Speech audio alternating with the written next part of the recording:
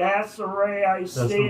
That's where I see it. That's the way I see it. That's the way I see it. That's the way you see it. That's the way I see it. That's the way I see That's the way I see it. That's why I see it. Welcome to this episode of The Way I See It. I'm your host, Austin Darga, and on today's episode, we'll be talking to a talented blind young man with a white cane who has overcome some major obstacles in his life. And I can't wait for you to hear how his intelligence, passion, and wisdom allow him to show and share with people what he can do. Hello everybody, I'm excited to be here in the studio with Michael Sincic. He is a local painter and business owner who just so happens to be legally blind. His passion for art came to an abrupt halt when he was diagnosed with a brain tumor in 1995. However, his perseverance allowed him to start his own company called Michael's Unique Vision, which opened in the fall of 2000. One of his original paintings was commissioned by Steve Yzerman, former captain of the Detroit Red Wings, and you can find some of them at various art galleries around town, such as Birds Unlimited, Chateau Chantal, and the Park Place Hotel gift shop, just to name a few. So, without further ado, let's welcome Michael Sincic to The Way I See It. Good morning, sir. Thanks for joining us. Glad to have you today. Good morning. Thank you. I'm very excited to be here today. So, Michael, you and I have a similar connection when it comes to being blind, but I'm someone who has been totally blind since birth and never experienced vision, but I understand that you were born with vision but ended up losing it later in life. So could you tell my audience what that transition was like and how it impacted you? Yeah, it was quite an experience, just from having vision to all of a sudden waking up from a surgery and being totally blind. It was quite scary, but then I guess overall I would say it's been an interesting experience just in how I've noticed and how people react to a blind person or a person with a disability, whether it's you're walking by them and you say hi and they don't say anything back to you. And it's, at first I was taking it offensive, like, oh, they don't want to say hi, then, But it's a lot of people, they don't know how to react a lot of times and, or what to say or what to do. And it's not that that's bad. It's just educating people that it isn't okay to say hi and say the word see around a blind person. And so it's been an interesting experience in that sense and how people react. But overall, people are wonderful and great. Oh yeah, I definitely know what that's like from personal experience myself. And so, was your blindness caused by your brain tumor and brain surgery, or did you just wake up one morning and not have vision at all? It was caused by the tumor. The tumor had stretched the optic nerves paper thin, and going into the surgery, they knew I was going to lose my vision, but they were able to remove the tumor. So. Oh, well, that's great to hear, and I'm glad that you were able to make a good recovery and a safe one at that. Thank you. Definitely. So, how do you, I understand that you have a big passion for art, which we are already mentioned in the beginning. So, with that being said, how do you paint as someone who's blind, and how are you able to get the colors right on all your paintings? So I do parts of the painting at a time, and then I set it aside and let it dry so I can feel the texture. Mm-hmm. And then I use pipe cleaners and masking tape to mark sections off on my paper so I know where to stop and start. Like for instance, I'll put masking tape going across for the horizon line so I know where to stop. And then I use tips of my brushes to mark sections off too, but then I have my palette set up in a certain order. And I've got Braille, labeled in Braille. I mean, obviously there's sometimes where I go through paintings and we'll just toss them because they don't turn out. But I don't get hung up on how many I've thrown away, and how many have turned out. It's just more that I enjoy doing it. And it's fun. It's kind of almost like you have to map out in my mind where I'm going to start and stop type of thing, rather than work from top to bottom.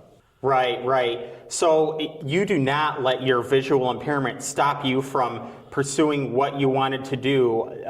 You were able to come up with your own system, your own way, because, people who are blind and visually impaired know they might not be able to rely on their vision totally, but, people do need to remember that we have other senses that we can depend on too, that most people with vision take for granted. We most of the time might have to rely on our sense of hearing or our sense of touch or even our memory. I for one, do all of those things as someone who's blind, and you were able to come up with your very own strategies, which I would definitely like to commend you for, because that is real talent there, my friend. I mean, so kudos and hats off to you on that and for showing that to people and sharing that with us. Thank you. I appreciate it. Now, I understand that outside of Michael's unique vision, you also have other employment as well. So can you tell us what you do when you're not painting? Yes, I work at Williams Chevrolet here in Traverse City, and I'm a business development consultant. I set sales appointments for people looking, to possibly buy a new car or trade in, their old car for a new one, or renew their lease. So I set those appointments and make calls and take calls that come in. I've been there about a year and a half, maybe not quite a year and a half, and awesome people to work for and great organization. Well, and people don't turn down salesmen usually. I mean, it's one thing, because some people are, when they come across like telemarketers or salesmen, they're like, oh my gosh, and it's one thing to do that, but then it's another thing to, turn down somebody just because they have a disability. But, as long as you're able to be successful in employment and work with customers and people, that's what it should be all about. And back in September, I took a business trip to Washington, D.C., which I've talked about on the podcast many times before, and it was a very, very awesome experience indeed. But I met a lady there who was blind. She's from Arizona, and she is a mother of 5 children, and she works for this big company that's actually based out of Michigan called Peckham, and she does things like fill out applications for people and does a lot of computer office work, and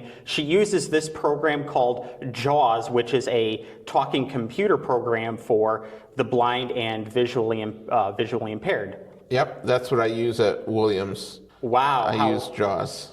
Wow, how impressive. Well, I definitely would like to dive into deeper detail on that as we go along here. But speaking of that, as we do, a lot of times, Mike, I will get asked by people about how I navigate through daily life as a man who's blind. And so do you get these questions, and what would you like to say to that? I do get them. I try to do everything, kind of just as anyone else would do. But obviously there's several things that you use tools and things that you use to help, accomplish things a little differently than, a sighted person would. I mean, there's all kinds of different technology stuff out there now for the blind that helps us accomplish things independently that, they did not used to have.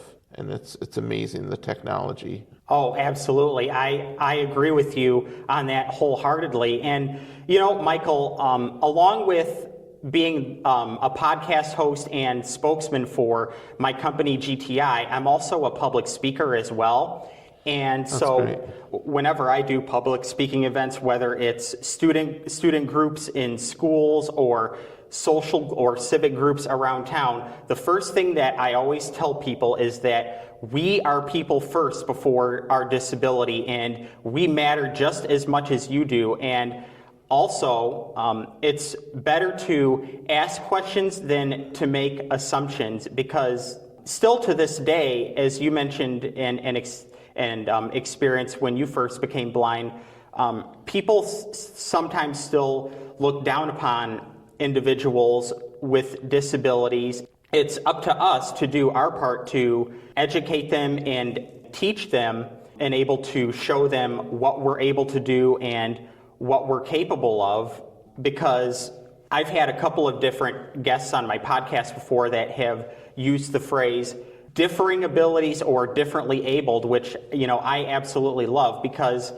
it is true. I mean, we do have a disability, but we are able to do things, even though it might be a little differently than most people who are sighted or can walk or, are verbal. And so people just need to know and understand that and not shy away. We just do things differently, a different way than you do.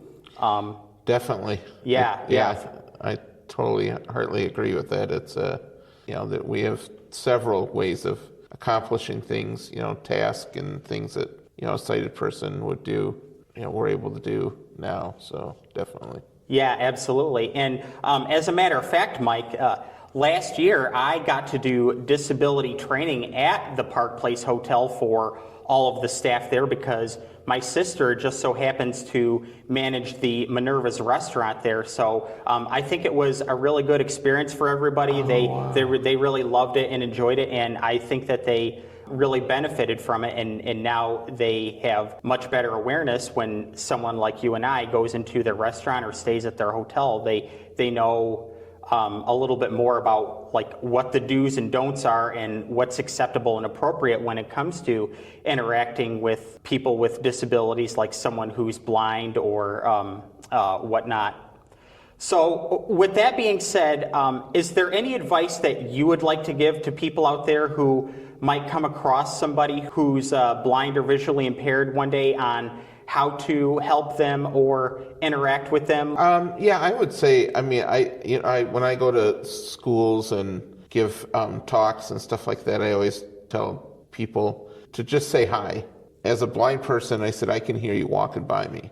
Right. I said, so to just say hi and to kind of reach out and, hey, how are you doing today? I said, you don't have to worry about saying the word see to, a blind person or, beautiful day out or, and think it's going to offend them.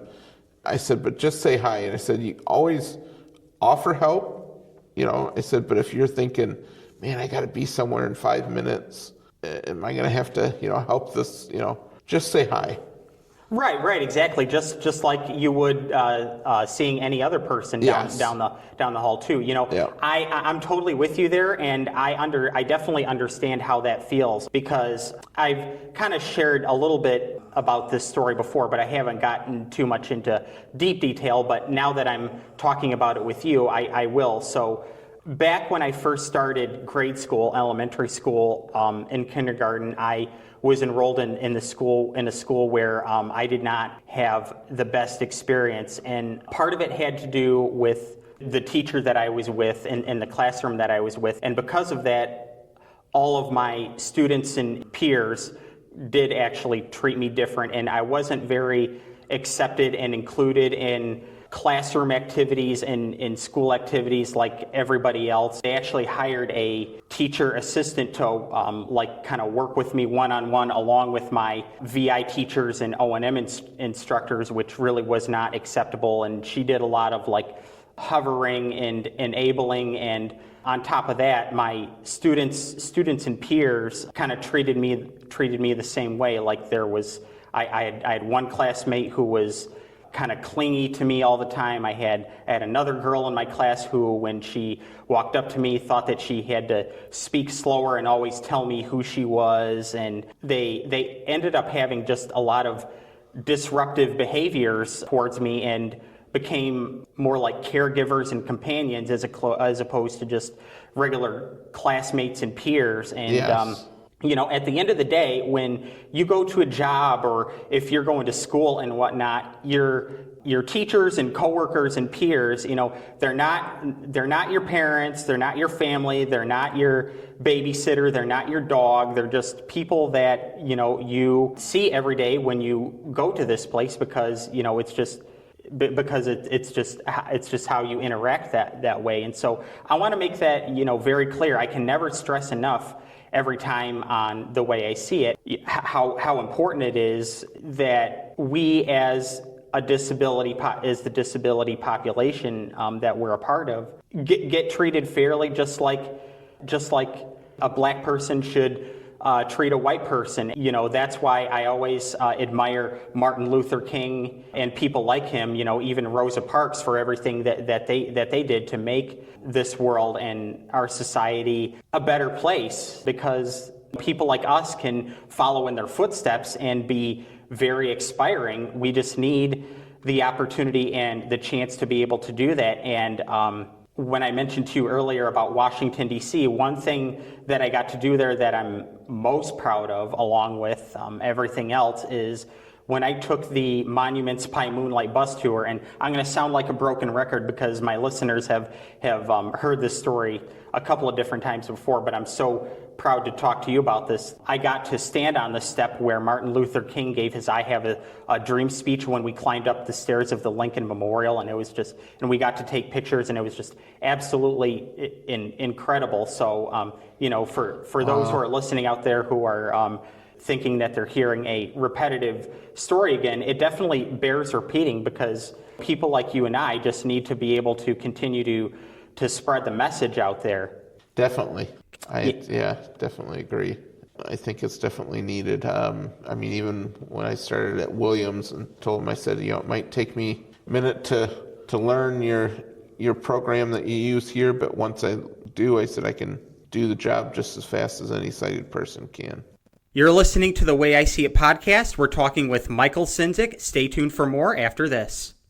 Hey there, listeners. This is Austin Darga, your host of The Way I See It. If you're enjoying the show and want to support us, why not sponsor an episode? Whether you're promoting a product, service, or brand, this podcast is the perfect place to get your message heard. If you're interested in purchasing a commercial, reach out to my producer, Micah Haven, at mhaven@grandtraversindustries.com. That's all one word, MHAVEN at grandtraversindustries.com. Or you can call Grand Travers Industries at 231-922-4885. That's 231-922-4885 and press 4 for Micah Haven.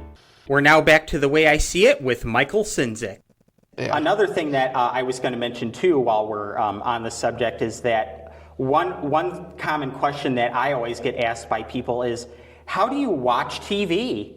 Speaking of having to change your wording and stuff, well, I might not be able to physically see the television, like you can, but I still, I watch TV every day at home. There's TV shows that I love and enjoy that I watch routinely that I just get my own ideas on, and I laugh and interact and listen and pay attention to the best of my ability to everything that's going on, and I'm still able to function with the television just like any other person would. I just don't have my vision, so I just use my mind and use my hearing to pay attention and get a sense of what's going on. And I'm not gonna change my speech just because I can't see. I'm not gonna correct myself and say listen to TV. I'm still gonna say watch TV just like everybody else. I just watch it differently than a sighted person would. And definitely, sometimes my mom and dad at home will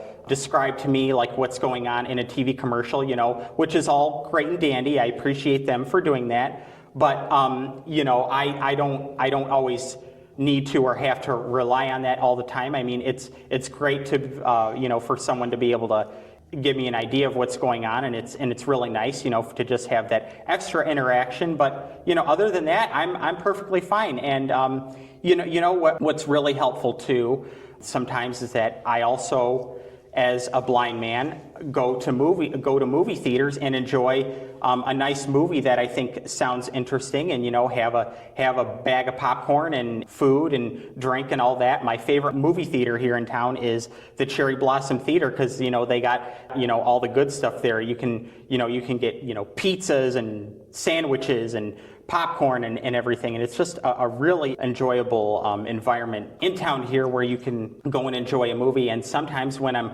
going in there and ordering my ticket and ordering my food and drink, the person at the front desk will be like, they'll see me with my white cane and they'll be like, would you like an audio descriptor? And I just politely say no, because I understand that at that particular moment, that's a perfect example of them just trying to be helpful. They're not looking down on me. It gives me Definitely. A sense that they're aware that I'm blind, or that I have some condition, and so they just because of that, they just offer that as a helpful as a helpful tool, but I just politely say no, thank you, but I appreciate your offer. And that's what more people need to do as well, because sometimes you mentioned that people tend to overhelp, which I totally get. I've dealt with that throughout my life, and it becomes one of those situations where you might think that you're doing good by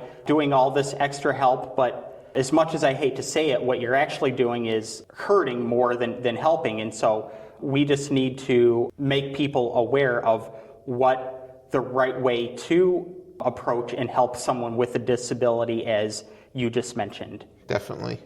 You don't have to act or talk any differently than you would any other person, but always offer the help, and it's great. Yeah, it makes a big difference. I actually had a guest that I went to Washington, D.C. with that I had on the podcast right around Christmas time in my last season, and we were talking about how back in older generations, people were, you think people with disabilities were looked down upon now. I mean, it was much worse back in the day, but luckily it has gotten better over time. And I'll share with you a quick story before we move on here.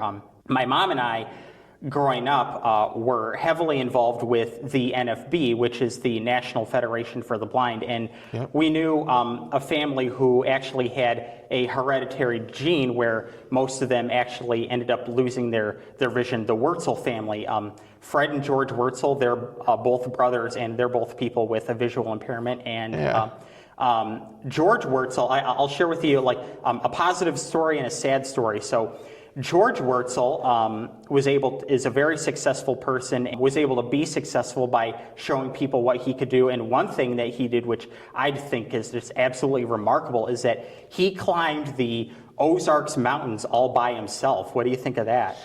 Yeah, that's just amazing. I mean, yeah, that's almost like being a Marine there. I mean, that definitely takes some courage indeed. And I know that there's another blind man named Eric Weinmeier who I think climbed Mount Everest. I think he's pretty famous for doing that. Definitely.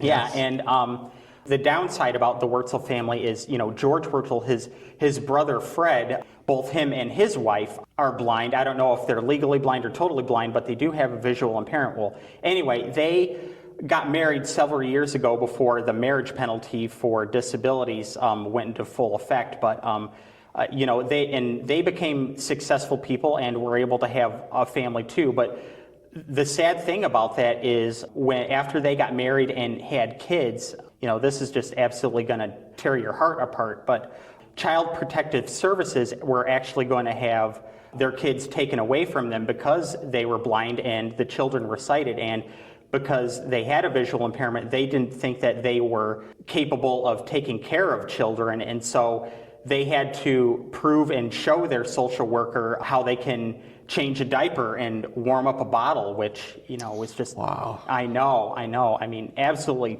heart-wrenching. But, they were able to get through that and overcome that okay. But, I mean, that was just so sad, and... No kidding. And especially with being familiar with the foster care system, with my parents doing foster care, I was adopted. The ups and downs of that and our criminal justice system can be absolutely appalling at times. Yeah.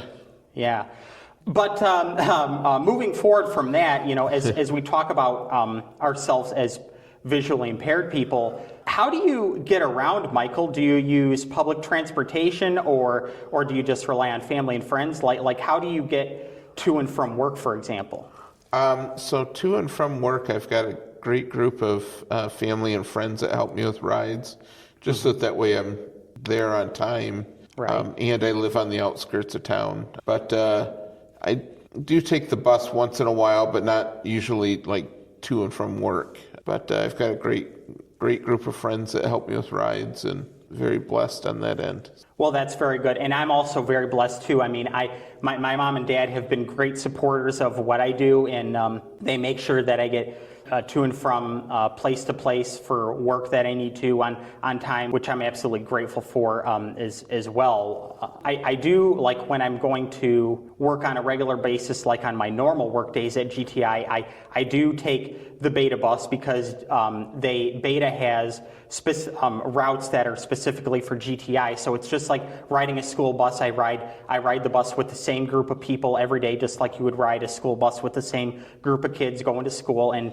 they just pick us up directly to and from GTI. And I have experienced the what the beta system is all about in school, and learned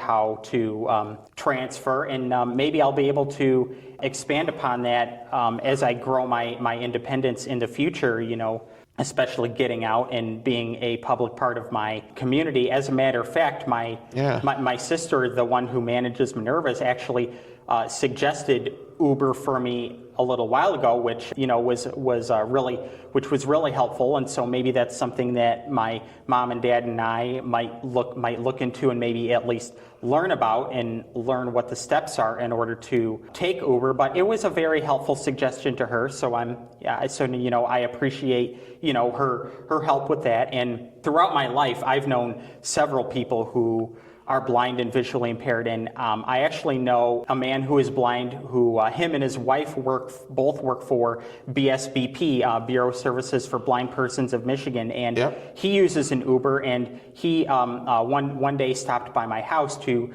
show me how to use the iPhone, because I know that can be a very helpful tool for the visually impaired. I've always felt apprehensive about using the iPhone just because of my concern of the touch screen, and someone who's blind like myself not being able to be aware or know like where to touch or touch or tap the screen. But as long as I can talk to it, then and I can learn more about it, then maybe that might help alleviate some of my concerns, and that's what he was trying to do. But anyway, he uses Uber, and his Uber driver that he has was very good at communicating with him. When he picked him up and dropped him off, she was like, I'm over here to your right, Scott, come forward this way. And so, the Uber and the cab drivers can be very, very helpful and useful tools for that. Do you think that Beta and Uber might be an accessible tool for you to use for where you live, or? So Beta does not come all the way out to my house, but I have used Beta before, and I've been wanting to try Uber, but I've not tried that yet. But that's one of my goals, is to try that out. That's really great to know, and good luck on doing that. I hope that you find success in doing that. And so, do you use any adaptive equipment or assistive technology around the house, like when you're doing things? Because believe it or not, Michael, as we mentioned briefly, there are going to be some people within the sound of our voice right now that are like, well, gosh, so this Michael's blind. How does he make a sandwich, pour a drink, cook, get dressed, choose a wardrobe? So are there any helpful tools at home that you use that you'd like people to know about? Yeah, so the iPhone I use quite a bit. You can obviously talk, text, email, but then it's also got stuff built into it that will describe what's around you, let me know if a doorway is open or closed. I've got different apps on there that can read print, barcode labels, let me know what the color of something is, like clothing. And then I've got an app called Be My Eyes, which video calls a volunteer, and then you can ask them questions to the basic of what's the expiration date on this milk, or in-depth stuff. And I've got Meta glasses that have the Be My Eyes app built into them, so whatever I'm looking at, they can see. Those are pretty amazing. They also do other things which will describe what's around me and things like that. And then I have the Orcam glasses. Oh, yeah. Which are amazing. And those, you can program people's faces in. Mm-hmm. But then it also reads print, barcode labels, money. So those are amazing. Just the amount of technology that's out there that helps you be more independent, and not having to ask for help as much is amazing. I use it all the time in my office at home, filing away stuff in my filing cabinet and things like that. So. Wow. Well, yeah, and so you've definitely been able to go a long way with your independence, which is just absolutely incredible, man. I mean, I'm really working hard to try. Well, I've worked really hard all my life, but I still am, even as an adult, to try out more things that are going to give me more independence. And let me tell you, those My Eye Orcam glasses definitely come in handy for me. I mean, when I heard about those, they really intrigued my interest because, you know, I don't have to rely on my parents all the time to read stuff for me, and they've really helped me come a long way, especially with preparing for my public speaking events and my podcast episodes. So if it wasn't for them, I mean, I don't know where I would be, like, especially in my career to this day. But on top of that, I would like to expand upon my technology skills and daily living independent skills as well. As I mentioned earlier, you know, the iPhone has always been a concern for me just because of the touch screens. But is there any like helpful advice that you could give me to kind of educate me more on like how a blind man or a visually impaired person uses an iPhone? Yeah, so the iPhone, they've got in the settings called VoiceOver, and you turn that on. When you're swiping, the only way to click on something is you have to double tap it. So that way it's not like everything you touch, you're opening it automatically. Mm-hmm. So you have to double tap on it to open up like whatever app you're wanting to open. Sure. A lot of it is voice commands, which is amazing. I mean, you can, you know, ask your phone, you know, or tell your phone to do different things, and it'll do it just by voice commands. It's pretty amazing, you know, with, you know, like I said, you just double tap on everything. There's different commands that you can do to, like, tap with 4 fingers twice, and it'll describe what's around you. You just hold your phone up and it'll describe as you're walking, you know, what's around you and if a doorway's open or closed. And wow, yeah. So you don't always have to rely on like a sighted guide for like assistance all the time. Yes. Yep. Wow, that's really impressive. Yeah. I want to be able to do that more on my own too, and navigate my community without always having to rely on somebody because, well, I mean, rely on somebody in the sense of a human guide. A human guide, for those who don't know, is when a blind person grabs onto your elbow and then you're their eyes for them. But because of all this amazing technology along with using my cane, I won't necessarily have to do that with a person all the time. I can just tap my cane and navigate with my cane and detect things and just have like my phone or my Orcam glasses tell me where to go. And so like, how do you know where like to double tap on the screen on your phone? Can it tell you how to double tap or where to double tap so you're not struggling? Yeah, so my phone, when you turn the voiceover on in settings, it talks. And so then whatever you're touching, it'll tell you what app you're on. And like where on the screen you should tap? Yep. And then once you double tap on it, it'll activate that app and bring it up. So it's pretty amazing. It is. Wow. Well, that really excites me and helps me a lot more. So I appreciate you. Yeah. Anytime you'd love to, you know, I'd love to help you with it. And you know. Oh, absolutely. I think that we should definitely maybe schedule some time where we can sit down and I can learn all about the iPhone, because I am familiar with computers a little bit. Back when I was in elementary school, learning how I was learning JAWS just for basic computer skills, like just knowing and being familiar with where the letters are on the computer and typing sentences. But I still have yet to expand upon those skills when it comes to employment. So maybe you could give me some pointers on that too. Yeah, JAWS, it's amazing. I mean, I use it at work, like I said, at Williams. It's an incredible program. It's amazing just on how versatile it is with all of these. I mean, I've worked at probably 4 or 5 different businesses and, like banks and Yeah. and how it just is so user friendly with other people's softwares that they use. Wow. And so do you also use JAWS at all for like your paintings too, or do you just rely on your sense of touch? Like do you have like any tactile tools that you use like for personal daily life at home or when you're doing your paintings? I use Braille to label the paints and stuff like that, but otherwise not really. I use Braille a lot at home. Like I've got Braille labels that I label my files in my filing cabinet with, right, and stuff like that. Sure. And so like what about like for choosing your clothing or doing laundry or using the kitchen? Do you use any helpful tools for that you want people to know about?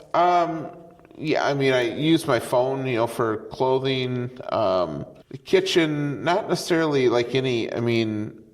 I guess they've just got Braille for the measuring cups, but otherwise, not a ton of different adaptive technology.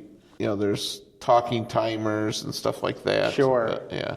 Sure. Yeah. Well, the Be My Eyes on the iPhone is a really popular app for the visually impaired. But on top of that, there's so many other tools that people can look into too, and so many different organizations that can help provide them. The American Printing House for the Blind, MaxiAids. There's several tools. Like there's liquid level indicators for pouring drinks. Yes, I've got one of those.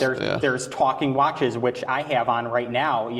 The stuff that I'm currently using at home are my eye Orcam glasses, my Alexa, and my talking watch. But I really would like to increase my independence by using as many tools as possible. There are even methods for labeling your clothing. You can use your iPhone or your glasses to identify what color your shirt is, but there's also something too called a pen friend that can talk to you, like mark your clothing too. Yes. Yep. I've experienced that. In school a couple of different times, and I've used Braille measuring cups when I was learning basic kitchen skills. And so there's a whole bunch of a plethora of different things that are out there that I think we just need to bring more awareness to people, and especially those who are visually impaired listening. Might be trying to look into getting into that stuff and learning more household things.